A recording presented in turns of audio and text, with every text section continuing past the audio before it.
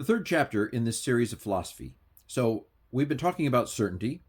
In the first video, basically, I said there's nothing we can be certain of except the fact that something exists. Everything else technically could be doubted. In the second video, I build upon that in the sense that basically almost everything we believe is based upon faith. Not religious faith, although that's a kind of faith as well, but basically on a faith that, for example, the world actually exists outside of myself. This is not an unreasonable thing for us to believe. Today, I want to extend that. So we're building our way back to a kind of a workable view of the world. And what I want to suggest to you, as I did in the previous video, is that there are a number of things about human thought, human experience, that actually work very well. And in this video, I want to suggest to you that the fundamentals, basic logic works very well. But it's clear from what we're saying here that all of our reasoning, all of our operations in the world are built on many assumptions. Assumptions are rock bottom to our ways of thinking. Some call these presuppositions. I'm just going to call them assumptions for now. And we build on these assumptions. And so one very good assumption is the idea that the world actually exists. That's a really good assumption. Now, our interpretation of the world, then it gets a little crazy. But our assumptions are that the world exists. That's good stuff. Good stuff to build your view of the world on. Logic, basic reasoning is also, from what I can tell, foolproof. There's no real, no disproof at all, no real pushback to the idea that basic logic works. Now, I will admit that there are other cultures that do things in different ways, like proverbs and stories and so forth.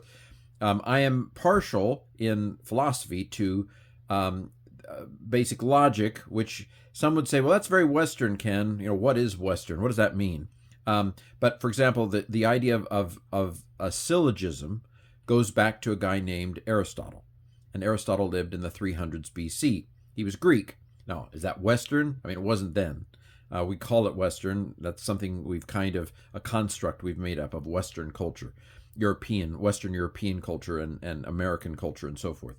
But all of that aside, syllogisms as basic logic work very well. Proverbs work too. Stories work too. So other cultures have different forms of logic, and there's nothing wrong with that. But I think Western logic, I won't call it Western logic, the Aristotle syllogism is very precise. It just is tight. And so it works. The way Aristotle's syllogisms work are you have a premise, and a conclusion. So for example, all unmarried people are single. Jack is unmarried, therefore Jack is single. The logic works here. Its logic is what we call it valid. And so if the premises are true, if the assumptions are true, then the conclusion must be true. This is basic logic. There's no arguing out of it. You might say, well, that's very, cultural or whatever.